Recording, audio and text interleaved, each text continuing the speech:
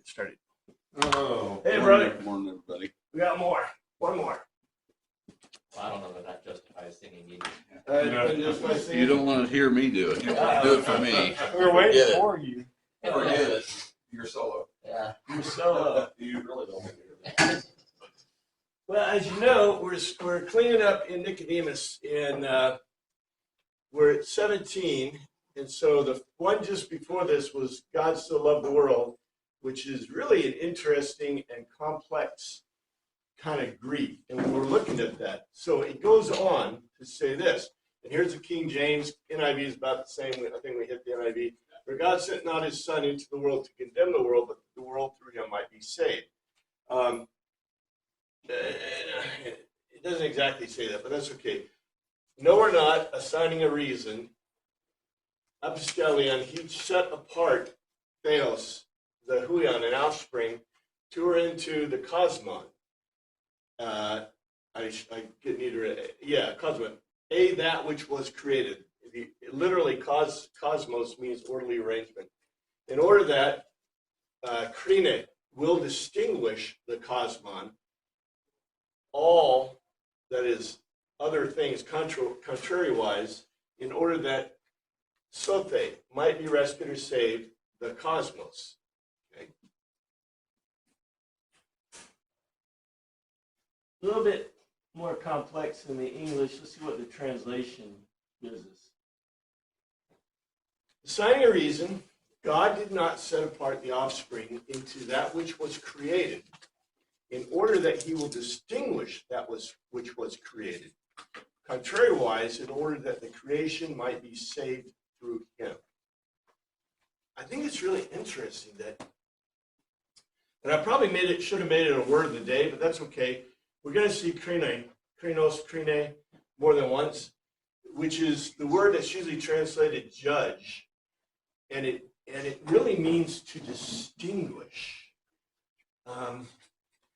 Judge is an interesting term, and yeah, it is a judicial term in the Greek, that is krine, but I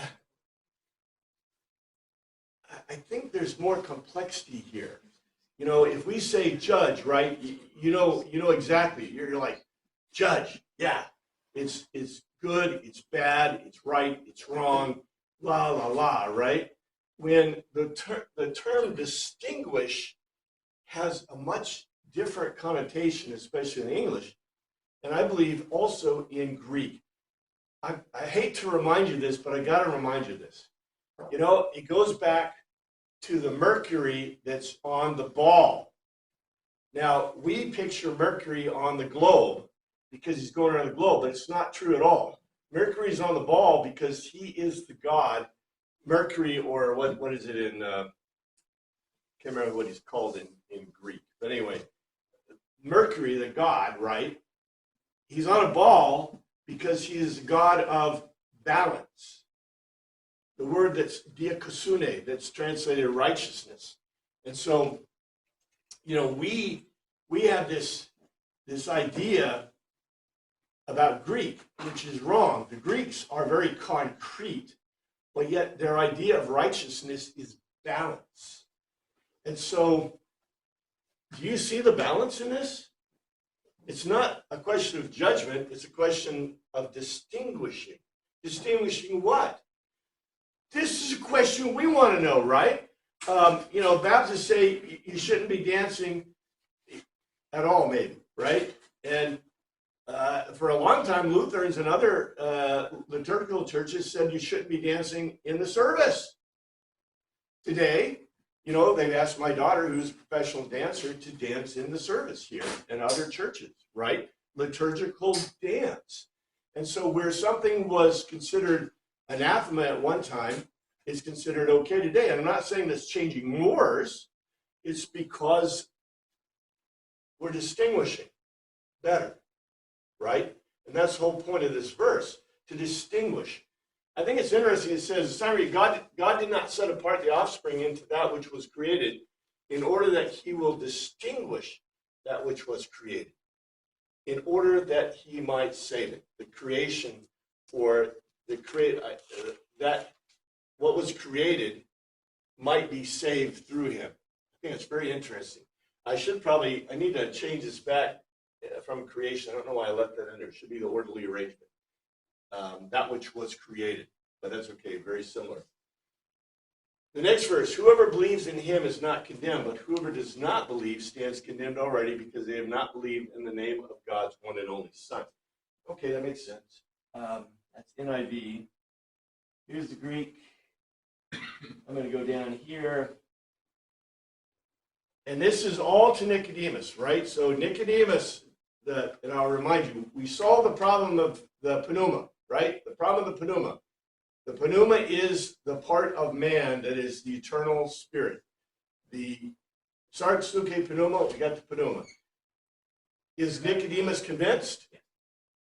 Well, later on, he acts like he's convinced, right? But right now, we don't know. We know just Jesus gave him the once over, the multi over, pounded him into the sand with this idea that was completely not Hebrew, completely Greek. And we see it as a telling moment in the entire gospel.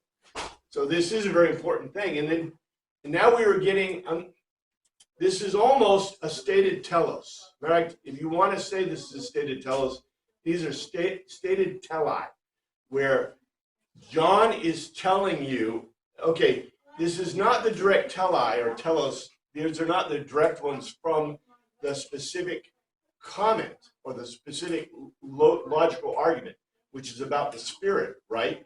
But these all pertain directly to the person of Christ. And the whole point of the person of Christ is, who is this guy? He is God. That's what John has told us and is telling us. So, in the King James, it says, he that believeth on him is not condemned, but he that believeth not is condemned already, because he hath not believed in the name of the only begotten Son of God. In the Greek, literally, it says, the pisteon, one who is convinced, to or into him, who nor not, kananate, he is distinguished, not meaning a distinguished person like wearing distinguished clothing, but rather, distinguishing between things. That's what it means. The day, but may or not, lest, pisteon, one who is convinced, even now, he has been distinguished. That or because, not or least, he has been epistiuken. It's Greek to me. This is the logical argument. To or into, and how do you pronounce it, right? We can use this Erasmusian, modern, ancient, or post-Erasmusian. Take your pick. There's like about 5 ways to pronounce Greek. To the name of the monogenes, the only procreated offspring of God, of God. So specific. It's a direct article. The one who is convinced of the logical argument into him is not decided on a punishment. Okay, I specified it more than I probably should, because we are talking about potential judicial decree. But as I said, this word means to distinguish between. Let's see, I don't know how to.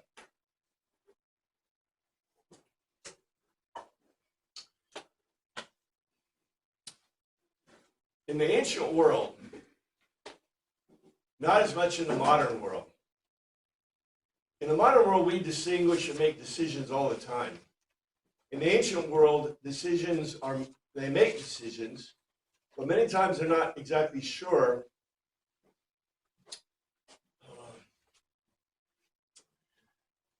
You say it if you want. The thinking. Let me see how I can put this. The people in the ancient world were as smart as we were, but the Greeks believed that you were fated, right? And animism and pantheonic paganism define being fated, that you are fated. And even the Old Testament, to a certain degree, pronounces that you are fated. There are parts where we get these beautiful points of free will, right? But the view of even the Hebrews, right? You are Adam and Nefesh, and that's it. And what determines your life? Well, the fate of the gods, or the fate of God. God determines, right? But the reality is that we believe, or we agree with a Greek worldview and with Jesus' worldview, that we aren't fated. We're not fated at all. We have free will. We can extend our free will into the world. If you're a society that does not really believe in free will, which is the characteristic of ancient cultures, then how do you make programmatic decisions? Well, you don't, right? The people that do are, well, think about it.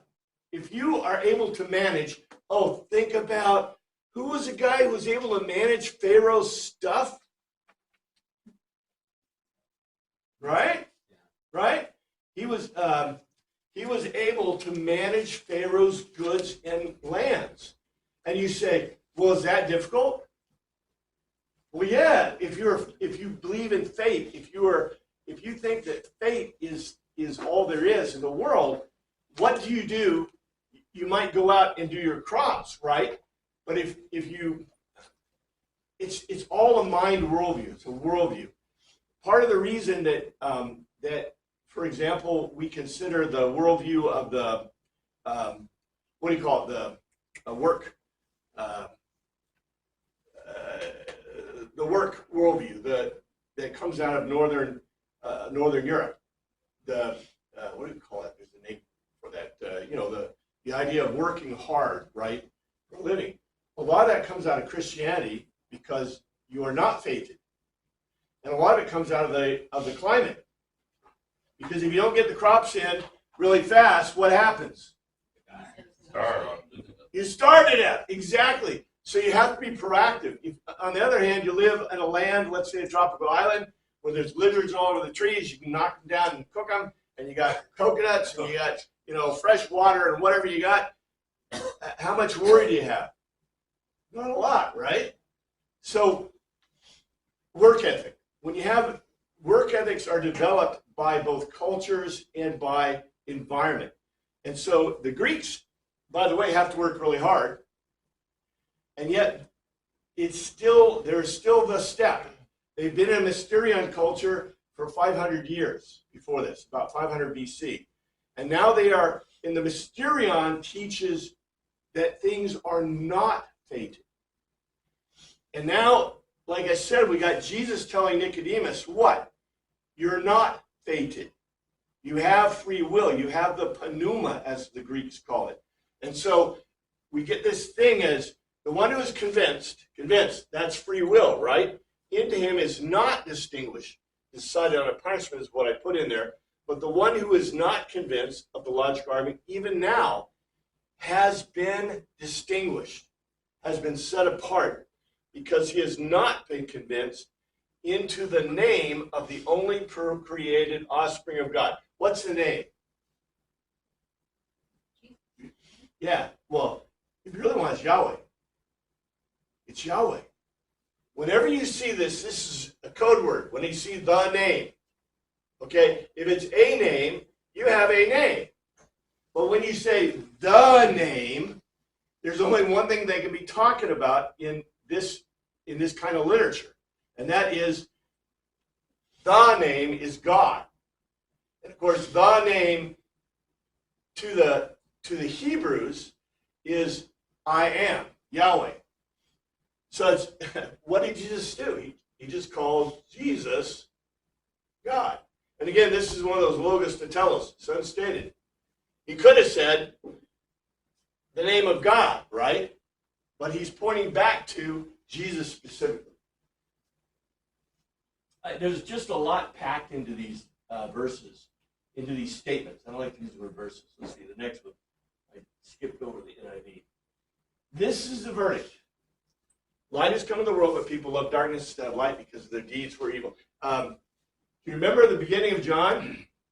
And I went to the whole section about light because John went to the whole section about light, and I equated it to the universe, and to reality, and to everything else.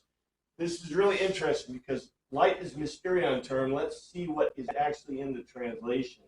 Here's the Greek.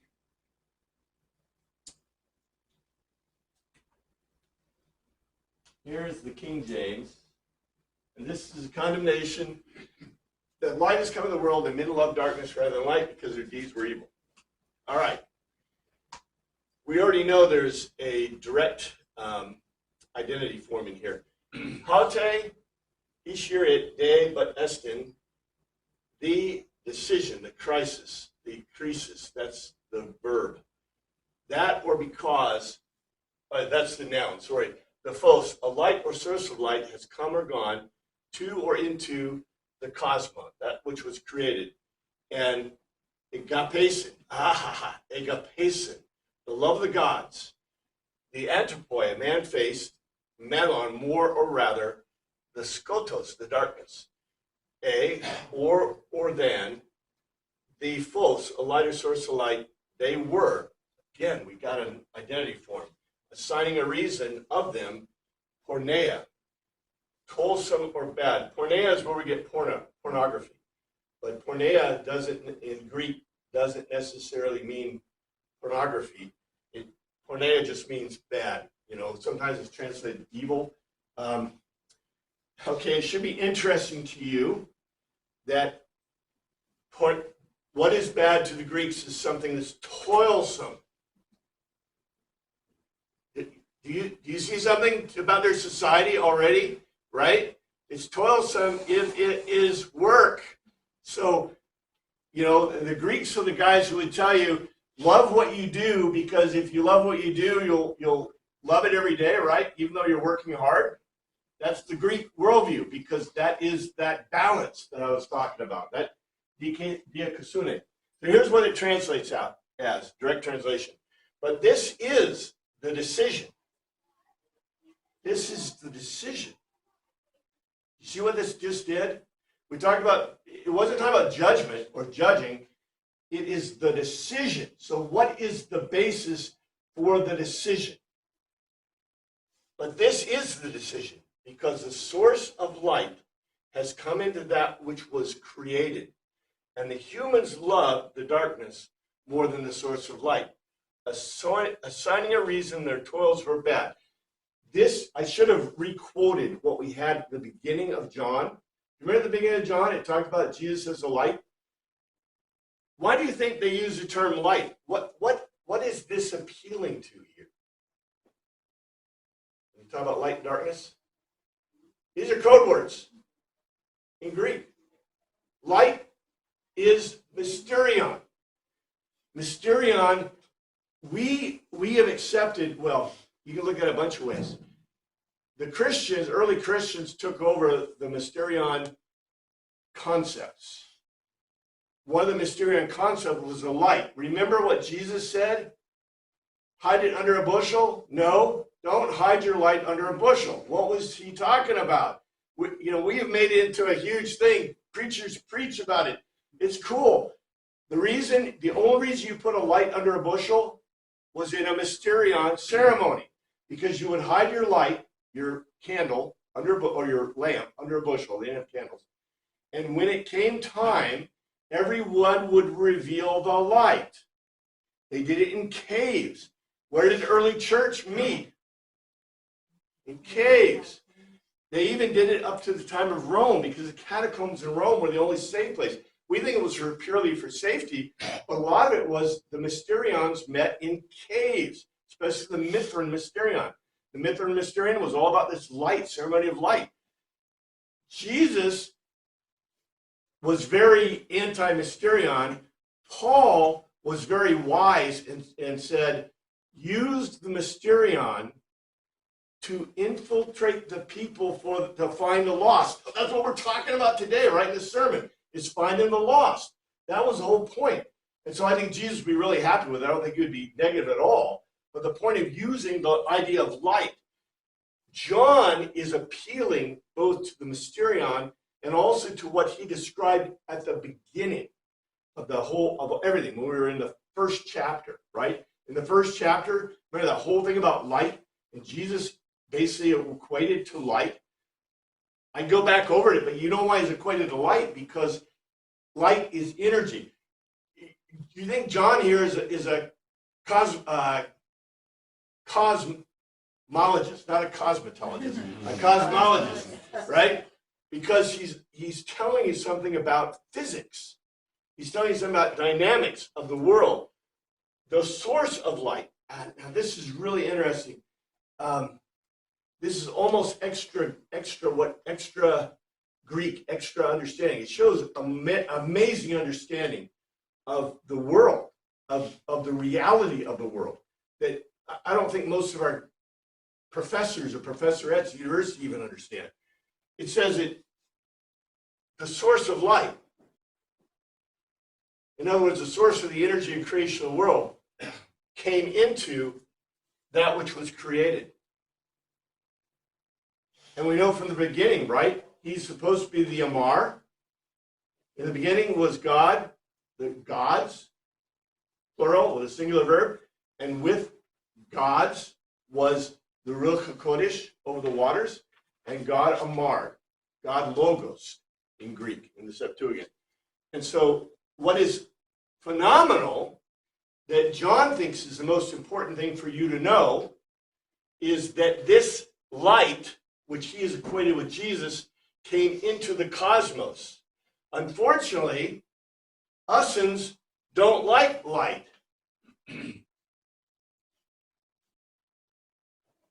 This is euphemistic. This is big time euphemistic. I told you Greek's concrete. This Greek is very concrete. At the same time, it plays with our euphemism we know in English very well, and with the Hebraic euphemism. That's why the toils were bad, because we liked the darkness better thing. Okay, maybe I'm stamping on a dead horse, but I think it's really interesting how John is giving us a very powerful statement, both from a scientific standpoint, from a spiritual standpoint. And by the way, that's what he was talking about the whole time to Nicodemus, right? About the spirit. Everyone who does evil hates the light, will not come to the light, and fear their deeds will be exposed. It's a little more complicated than that. That's what it says in the King James, and then in the translation. For everyone that doeth evil hateth the light, neither cometh to the light, lest his deeds should be reproved. All the whole, assigning a reason, the worthless, the pola, not porneos, the pola, praising, doing misery, detest the source of light, phos. And by the way, I want to point out, phos is the same basis of opinion. Remember, phone is the word we use for opinion in Greek, a source of light. Kai, erechai, comes or goes, pros, the false, a lighter source of light, in order that not lest, el inchikte, may be confuted or demolished, the erga, the toils of him. Okay, what does that say? Assigning a reason, all the worthless doing, those who are doing worthless things, detest the source of light and goes not to the source of light in order that their toils may not be admonished. There's a lot in this that is much more than just being doing badness. What it's saying specifically is people are doing worthless things. Okay, worthless things. If you're doing something productive, you're probably not doing worthless things. If you're watching reruns on TV, you may be doing worthless things. If you're engaged in worthless activities, right? Now, I'm not saying that you have to spend your whole life. The Greeks would say, don't spend your whole life just working, but the Greeks would also say, what are you doing, right? What are you producing? Remember hamantia? Are you aiming for the mark, right? So if you're aiming for the mark and trying to achieve stuff, probably most of the things you aren't, is it worthless? But the minute, right, the source of light, you don't want to go toward the source of light, because what if all the things you're working hard on suddenly aren't worth anything, right? Now, like I said, you've got to be cautious because the woke in our society would say, oh, working hard. You know, that's Gen Z would even say, well, I'm not going to kill all Gen Z with one stone, but, you know, literally, you know what I'm talking about, right?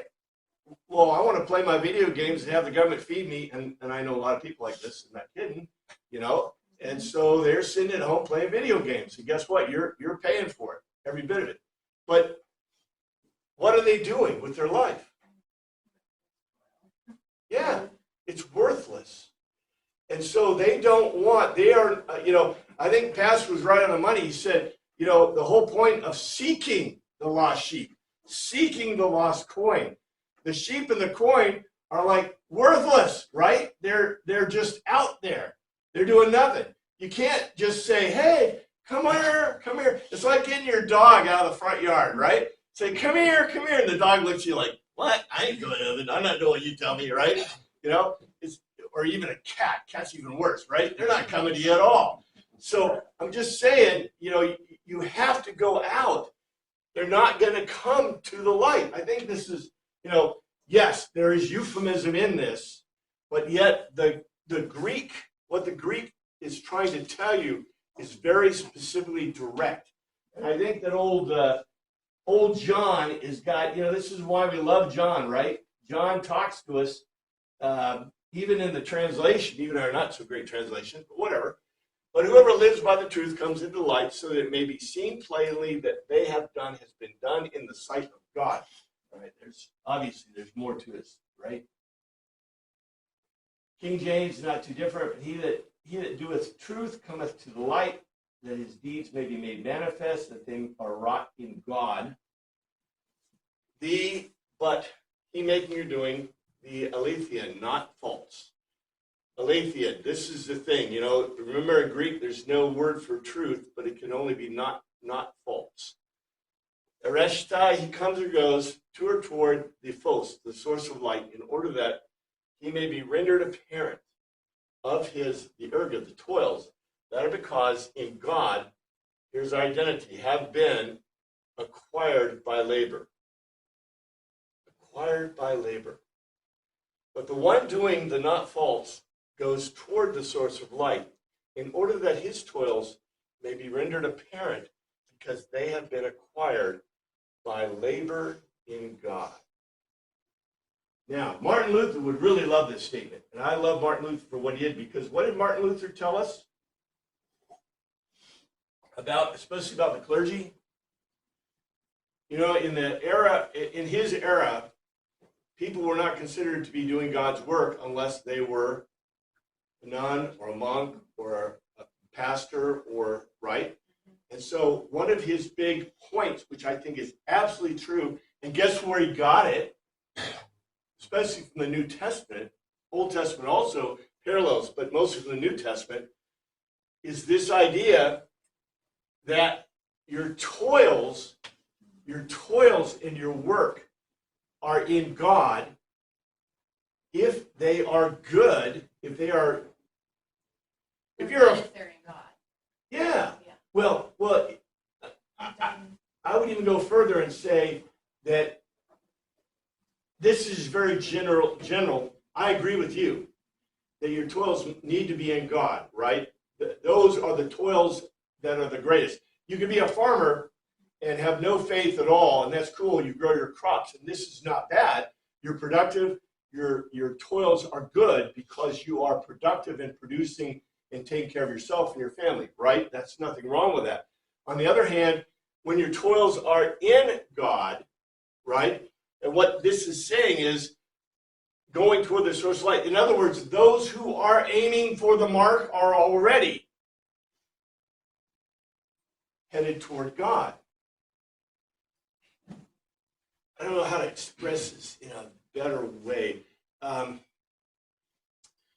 This goes back to the idea of just human culture, right? In human cultures, go back to the idea of the work ethic. How can the work ethic be bad? There is no badness at all in a work ethic. Now, there is a badness in killing yourself because of work. However, I'm going to take that back. Everybody before our generation, probably the last two generations, killed themselves by working hard to just survive.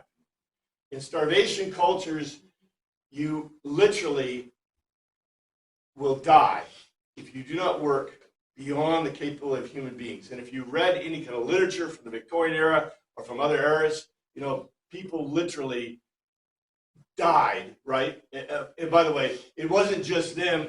Tuberculosis killed them, but what caused tuberculosis? Coal and wood in the cities. Most people died in the cities. In the countryside, people didn't die of tuberculosis. In fact, they went to the countryside to be cured of tuberculosis. But what was killing them was all the particulate matter in the sky in the cities.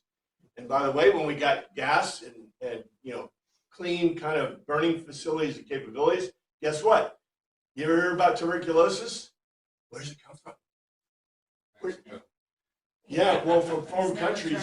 Drug resistant. Do you know why?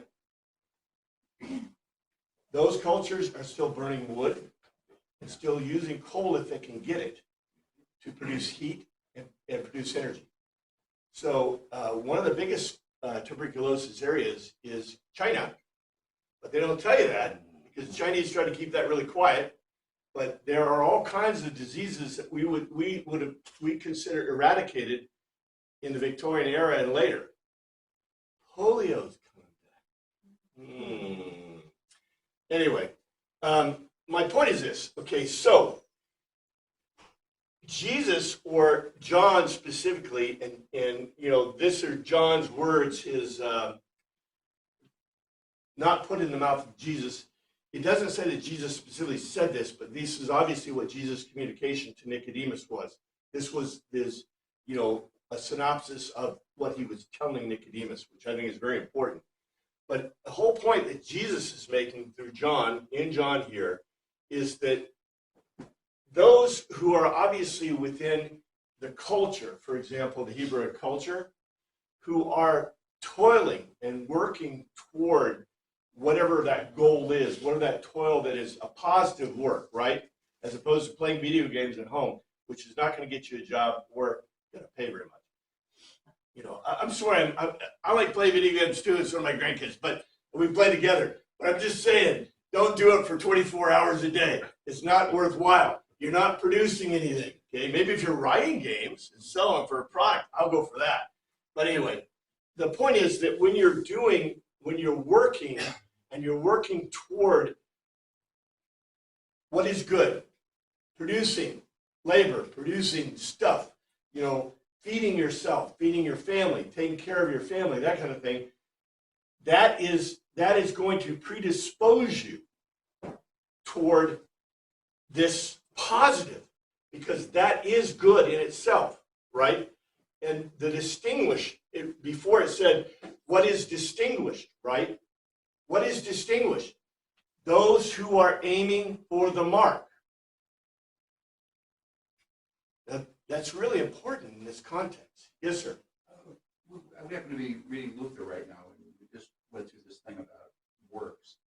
And you mentioned, that somebody can be toiling, doing their job, but the phrase that Luther tends to distinguish between sort of the non-Christian and Christian is that a Christian is, the work that he's doing is, the phrase is pleasing to God. Yes. And that's kind of this feedback loop that he very articulately describes, which I can't really as well, but that, the farmer can work and he's doing his job, but the Christian that is doing it because his heart is already right, that his work is pleasing to God. And he's trying to make a distinction between the fact that one is better than the other. Once again, said poorly by me, but it kind of goes back to some of this, labor and the connection with God. I'm glad you brought that up, because I think I could say this in a way that is really good. Okay, so let's say that I'm not a Christian, but I'm a farmer. I'm a survival culture, and I'm grubbing, and there are a lot of those in the world today right now, right? And I'm grubbing every day to be able to make enough calories to feed my family. That in itself is pleasing to God, not in the same sense we're talking about, but is it pleasing to the laborer? It is pleasing in the sense that you're feeding yourself, you're taking care of your family, you have self-pleasure, right? Now, take the same person in the same culture and apply God to it. Put God in that person's life. The difference is they're doing the same labor, they're doing the same provision, but what is going on in them? How do you think they would approach it? I would think so. I would hope, okay, the hope of Christ and the hope of God is both eternal, and that's what you're talking about, right? God so loved the world, he gave it for eternal, for perpetual life. But even beyond that, there is pleasure in this world to be had, not in just laboring. And people know this, right? What's the main killer? What's the main suicide in the country? Is men about 50 who look back in their life and say, what did I do my whole life? Right? Even though they did great things and produced great things, many times that is a huge, what they call that, the midlife crisis. They have midlife crisis. I would put to you that it's very difficult for a person to have a midlife crisis if they are convinced that what they're doing is not just for them, but also for God and for eternal reasons. They have an idea of meaning that the other person doesn't. Yes. What does it all mean? We just get up, we work, we go to bed, like we all die, and we don't have any meaning in it, which is ultimately hopeless. Exactly. This is a question, right? What's a question that everyone wants to know the answer to? What's the meaning of life? What's the meaning of life? It's 86. 6 times 7, whatever, 42. 42, right? Can I still buy a Corvette? Yes, with the fruits of your labor, you should be able to be happy driving your Corvette. If you're not happy driving your Corvette, right? And that's my point. The world is full of toil and hard work. But, I go back to one of my favorite kids' books. If you haven't read this to your kids, you should, or have your kids read it, or as grandpa and grandma read your kids. Heidi. Heidi is one of the greatest books ever written. The people are working hard. It's a starvation culture. But guess what buoys their hopes and their life? It's God. That's what eventually changes the people in that whole book. Every single person that's affected by this little girl, Heidi, is not, and even Heidi herself, she is affected by the grandmother, right? And it's because they find Christ. They find God in what they're doing. And so therefore their toil, even though they're working hard, their toil is for grander things. And I don't think it's hard to see that in this context, although this is a pretty philosophical thing. This entire section is similar to an argument about the Haggis Pneuma in the first statements about the Logos. It's a harder sell to the Jewish community than that of Christ equal to Logos. That's why Christ uses so much time and effort to express it. You see how much time he's taken? Yes, sir. I was just thinking too, the person who's in God is grateful for the work.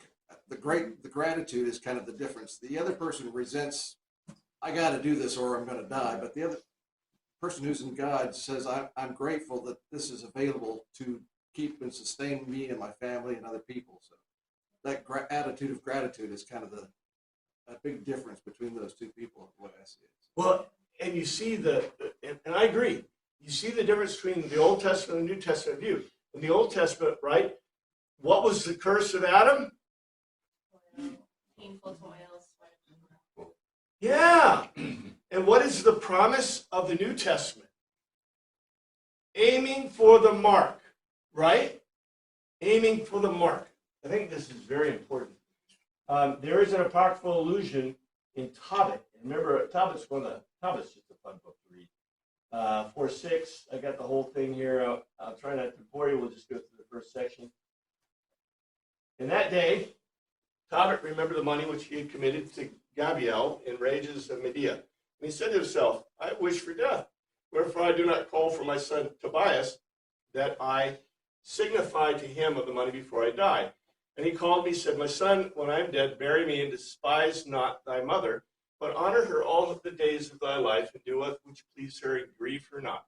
Remember, my son, that she saw many dangers for thee when thou wast in her womb, and when she is dead, bury her by me in one grave. My son, be mindful of the Lord our God in all thy days, and let not thy will be set to sin, but to transgress his commandments.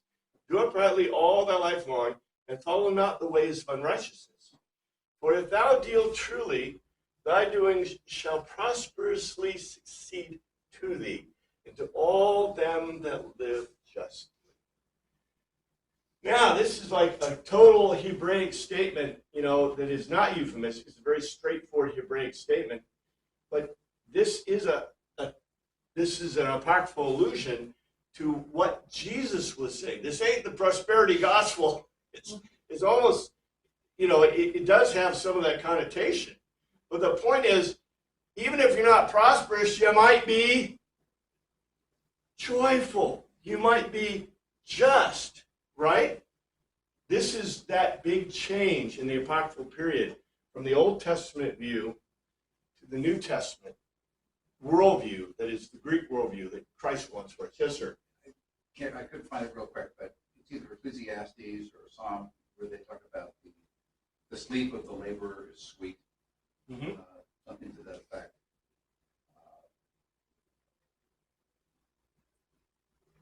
Yeah. This is probably the most direct allusion in the scripture to this specific verse. But I think it wraps it up really nicely, right? And really gets our attention, because when we read this, go back and read it, in your translation. When you read it, you go, what is this saying, right? But when you read it in the context of toil or work, all of a sudden it pops, for me anyway.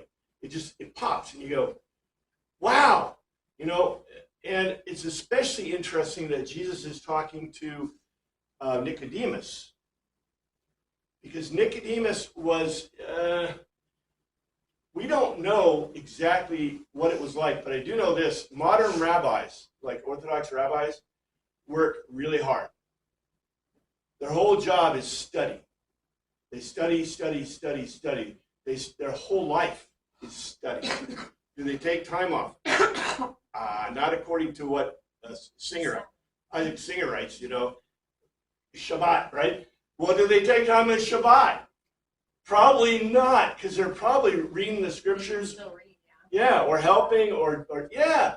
So, to Nicodemus was not involved in worthless toil. However, what was Nicodemus's problem? Probably that his toil was noisome. His toil was unhappy, right? He's supposed to be the rabbi of Israel, the instructor and teacher of Israel, but does it give him pleasure? Right? This is a measure, okay? This is homework and a measure of a person. Does your toil give you pleasure? My dad used to say that try something for 6 months, and if it doesn't get better after 6 months, go do something else. Figure out something else. He also said when you're wing walking, always have a hold of one thing before you let go of the other. So he would always say, if you want a new job, make sure you have your new job before you give up your old one. But I think that's wise advice. Yeah, we can put up with stuff that's sometimes painful for us, but the whole point of Christianity, if you can't go to work with a smile on your face most days, there's either something wrong with you or there's something wrong with your work. Just say it. But I think it's really interesting within the context of this toil that Jesus himself is really concerned. And what do? We euphemize this whole thing, right? It's euphemized. What's the toil? Oh, it's not even toil, because what they say is good, good, bad, judgment, evil, right? Porneos, right? That's the way we translate it in our translations. There's nothing about toil in there hardly at all. But it's all about toil. It's all about the world. It's about life. It's about what you're doing. I know I can't beat that dead horse enough. I mean, I think this is very important to look at it with a concrete Greek standpoint as opposed to looking at it too euphemistically, and especially with our translations. You have in your pocket now that, at least a different or more direct translation. We get Jesus and John again. After this, Jesus and his disciples went out to the Judean countryside where they spent some time and they baptized.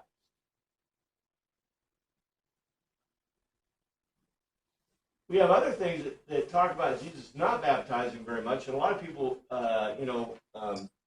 apparently he didn't do a lot of it, but after these things came, Jesus and his disciples into the land of Judea, and there he tarried with them and baptized. After Meta, Tauta, Elphin, he came and went, the Jesus. And the reason I put this, Tauta can be he, she, or it. It's determined by the verb. And so the verb itself tells us that this is a he. It's masculine. Third person. But Tauta indicates it's he, she, it, or this. And in this case, the verb Elphin, came or went, tells us that it's the masculine form. The Jesus and the learners, Mathai, the disciples of him, tour into Judean, a soil, a land, again. Interesting, Gay is, the land, but again, a soil, a land. And Eka in that place, Trebin, he was wearing through, met with of them, and he baptism was immersing. In the translation, after this, Jesus and his disciples went to the land of Judea, and in that place he tarried with them and was immersing. Wearing through, very interesting term in Greek, but it does mean to tarry or wait.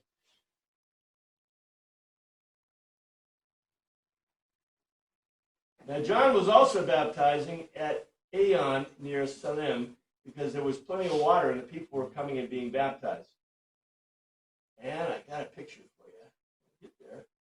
John was also baptizing at Aeon. Oh, I don't know why it has a biggie. Near Salim because there was much water, and they came and were baptizing.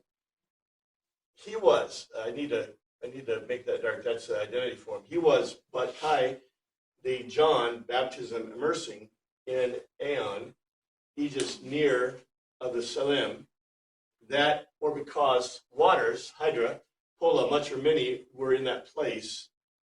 Pere Ginanto, they were becoming near, and baptismo, being immersed. But John, okay, you see this occasionally in Greek, it's not uncommon. But John was immersing in Aeon near Salim because in that place was much water, and they were becoming near and becoming immersed and being immersed. And of course, we know this is mikvah. So who is doing the immersing? The people. Here's that area. There's, to give you an idea, just below this is Jerusalem. And there's Sea of Galilee. And they are closer to Jerusalem. When we first found John, he was down here baptizing. Remember that? Where Jesus was in the original maps? Is down here. Scophilus, this area over here is guaranteed Greek. Parthen's Greek. It's kind of a Greek settled area that is not part of Jerusalem.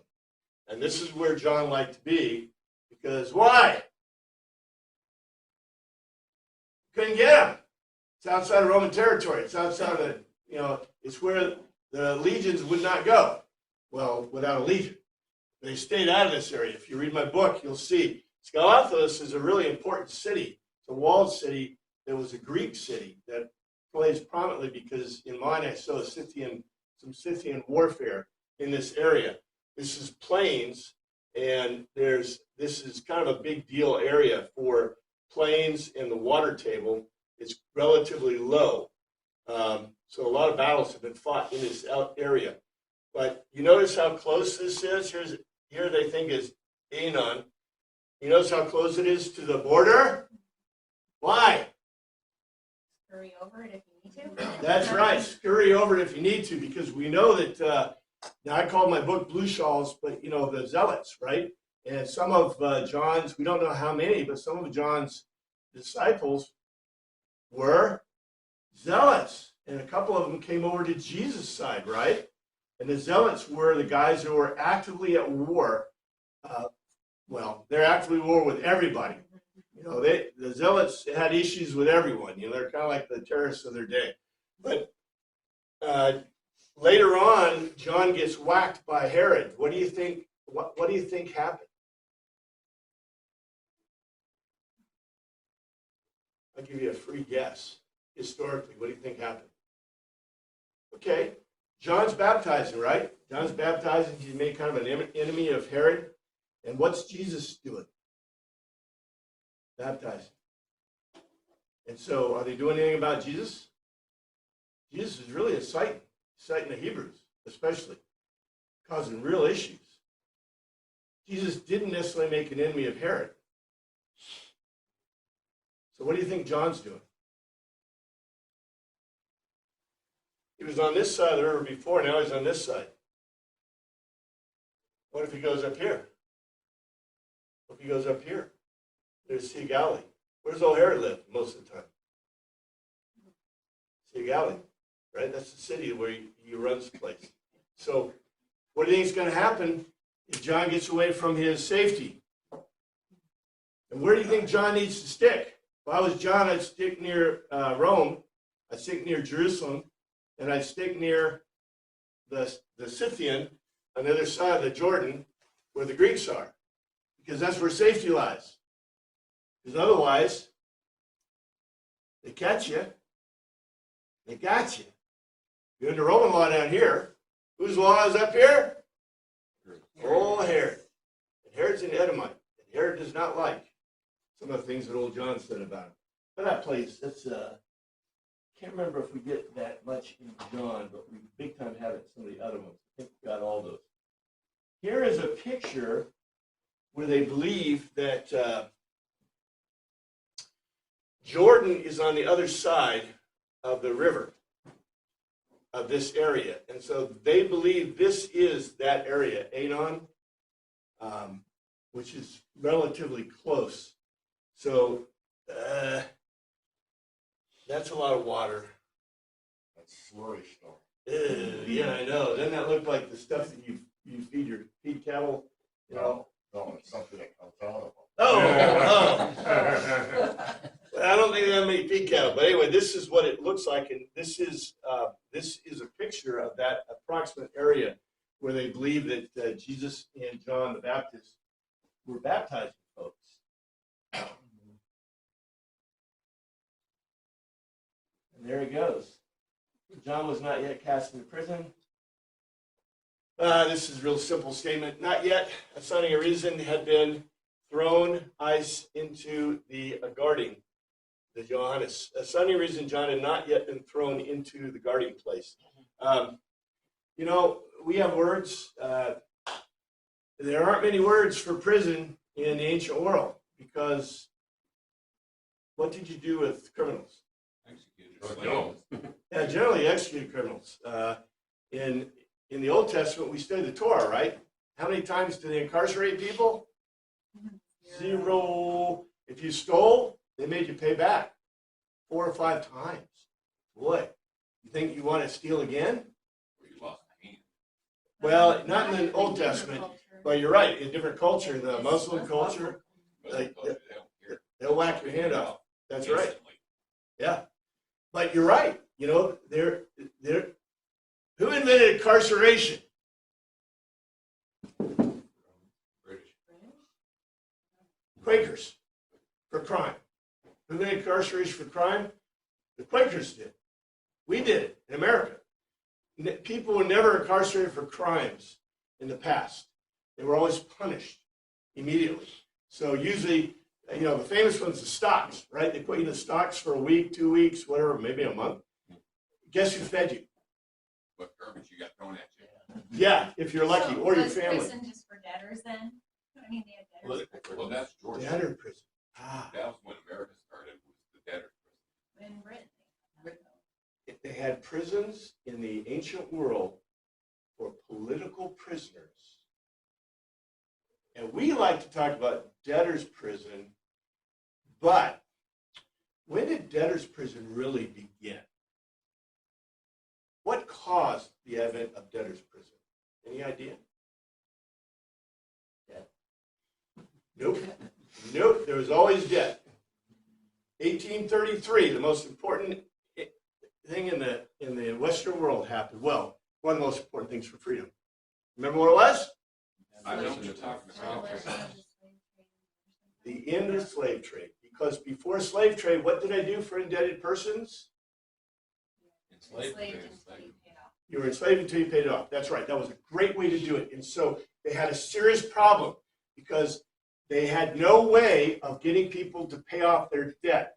And okay, I'm not in any way saying slavery is good, but when you got rid of slavery, you got rid of indentured servanthood in the Western world in general. Without indentured servanthood, you had a serious problem.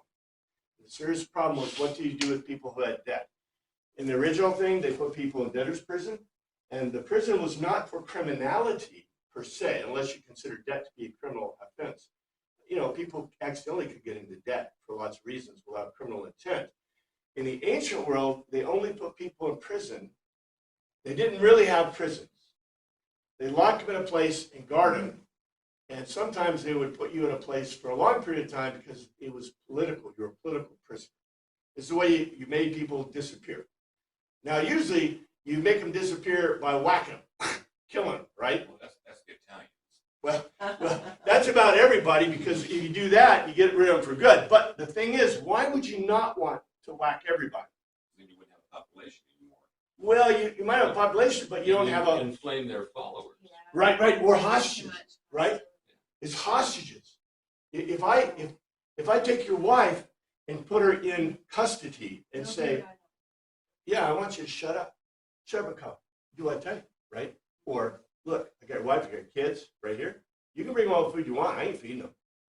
That's what happens. Guess what they do in third world countries? Very similar. So prisons, you know, what are prisons? Prisons we usually consider a place for criminals, right? But in reality, the first people to be incarcerated for crimes, you know, legally, was the Quakers. The Quakers said, you know, it's really mean to put people in the stocks because, you know, they get injured, sometimes they get dead, you know, sometimes they just kind of, you know, don't make it through the night. You know, so we think it's a better idea to imprison them where we can keep them safe. You remember Hester Prynne? Hester Prynne, Scarlet Letter. She was imprisoned. She was put in the stocks, but then she was imprisoned to protect her. She lived in confinement for a period of time until they released her. Very, very common. And it was started basically by the Quakers to incarcerate criminals. In the past, what you did with criminals most of the time, well, like, you know, you whip them, you beat them, you Sell know, them off for You mentioned- slavery. Send them to same for Australia. slavery. You after people mentioned slavery. Joseph all the way back in ancient Egypt. He was thrown Into a guarding. Why? Why do you think he was put in a guarding place? into prison. He was accused of going after Potiphar's wife. Well, even before that, you know, when he first came there, he had nothing, right? Well, he was sold into slavery, but he didn't go to prison until Potiphar's wife. Yep. Accusations. They put him. Well, why did they put him away? Let's try for this. Why do you think they put him? Why do you think they put him away? Why did they not just kill him? If you go after a high official's wife and rape her, right? Why did they put him in a guarding place? Why did they put him in a Divine place? intervention. No, because there's a huge question, and you can't accuse Potiphar, No witnesses. and you can't accuse his situation. wife, right? there's not, What do you do? what do you do with it? Yeah. And so, you know, it was probably not what we consider prison. Yes, they put him in a place and put him in chains, but the point was probably, what did they do to people in those days? Find out if you're telling the truth? Torture. Easy. But anyway, we're at the end of our time, and I know there's great questions. These are great questions because these are really interesting things in antiquity. But just think about it. It's good stuff. Thank you, Lord, for your word. We pray you look after us this week. In your name we pray. Amen.